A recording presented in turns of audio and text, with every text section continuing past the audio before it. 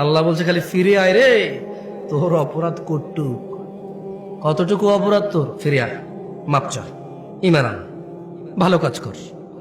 তো বয়স তো 70 হয়ে গেছে, 35 হয়ে গেছে, 40 হয়ে গেছে, ডেলি একটা মেয়ের সাথে শুয়েছি, ডেলি 2 লিটার মদ খাইছি, এ আল্লাহ ফিরে আসলে হবে? আল্লাহ বলছে আরে শোন, যদি তুই ফিরে আসস, ঈমান আনস, ভালো কাজ করস, এগুলো তোর গুনাহ পৃথিবী সমান, ফাউলাইকা ইউবাদদিল, আল্লাহ তোর গুনাহ এগুলাকে মাপ তো করবে, এই সব গুনাহকে ইউবাদদিলুল্লাহ সাইয়্যাতিহিম হাসানাত, তোর সব গুনাহকে, তোর নেকি নেই, তুই বয়স কম, বইরা যাবে কিছুদিন পরে, বা তুই জানিস না 20 বছর বয়সে মরতে পারিস, তোর তো আমল নাই, তো তোর সব গুনাহকে আমি আল্লাহ নেকিতে পরিবর্তন করে তোর নেকির পাল্লা দিয়ে দেবো। ওয়াল্লাহ, এটা কোনো হাদিস না যে আপনি জাল বলবেন, এটা কোনো হাদিস না আপনি দয়ীফ বলবেন, এটা কোনো হাদিস না আপনি তর্ক বিতর্কে লেগে যাবেন, এটা সূরা কোরআনের আয়াত, একেবারে আমি ব্যাখ্যাও করি নাই। আল্লাহ ইল্লা মান তাব, অতঃপর যে তওবা করে, ওয়া আমানা ঈমানান ওয়া আমিলা আমালান সালিহা, ভালো কাজ করে, ফাউলাইকা ইউবাদদিলুল্লাহু সাইয়্যাতিহিম হাসানাত, আল্লাহ তার সকল গুনাহকে নেকিতে পরিবর্তন করবে। এবার এই অফার আপনি নেবেন কিনা এটা আপনার ব্যাপার, তবে এই অফার পেতে হলে কি করতে হয়? প্রশ্ন তওবা কেমনে করে, প্রশ্ন তওবা কেমনে করে, গুনাহ কেমনে নেকিতে পরিবর্তন করব? শুধু মাপ না, এটি নেকি হয়ে যাবে।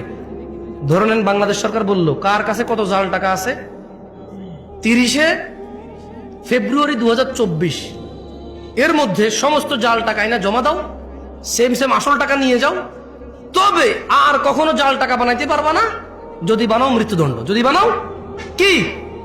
এখন এক লোক বলল যে এই যে বললো সমস্ত জাল টাকায় আসল টাকা দিবে, আমার কাছে 20,000 কোটি টাকা আছে জাল টাকা, ধরেন গভর্নমেন্ট বললো যে ডাজেন্ট ম্যাটার, যত আছে 20,000, 50,000, 1 লাখ কোটি টাকা থাক, ডাজেন্ট ম্যাটার, তবে আজকে এখানে জমা দিতে হবে, এই টাইমের ভিতরে জমা দিলে তোমার এই যত টাকা জাল আছে অত টাকার বিনিময়ে আসল টাকা দেবে সরকার, এবং এরপরে আর তোমাকে কি করবে, যদি এরপরে অপরাধ করো মৃত্যুদণ্ড, এরপর অপরাধ করো কি। এখন বললো যে 50,000 কোটি টাকা, কেউ কি মিস করবে এটা? আল্লাহ এরকমই বলতেছে যে যত অপরাধ আছে শর্ত হচ্ছে বেঁচে থাকা অবস্থায় মাপ চাইতে হবে। কখন? শর্ত কি? কেউ কি বলতে পারেন কে কতদিন বাঁচবেন? আমি পারি না।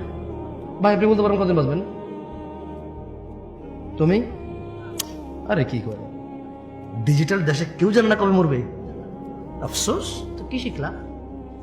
বুদ্ধি কি তেলে তোমার? তুমি এত বিচক্ষণ মানুষ, কবে মরবে না একটু পরে সম্ভব হতে পারে, একটু পরেই হয়ে যেতে পারে, এখানে বসা অবস্থায় হতে পারে, এই বক্তা এখানে দাঁড়ানো অবস্থা হইতে পারে, এই শ্রোতা এখানে বসা অবস্থা হইতে পারে মৃত্যু।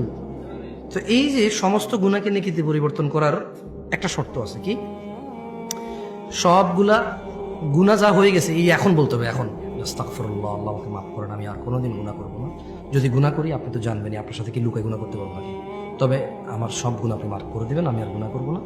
বাস মৃত্যু পর্যন্ত আপনি তৌফিক দেন যাতে আপনার উপরে ঈমান রেখে ভালো কাজ করে মরে যাই, আর খারাপ কাজ করবো না।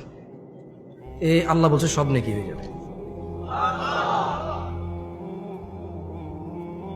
এখন আপনাদের সিদ্ধান্ত ভাই।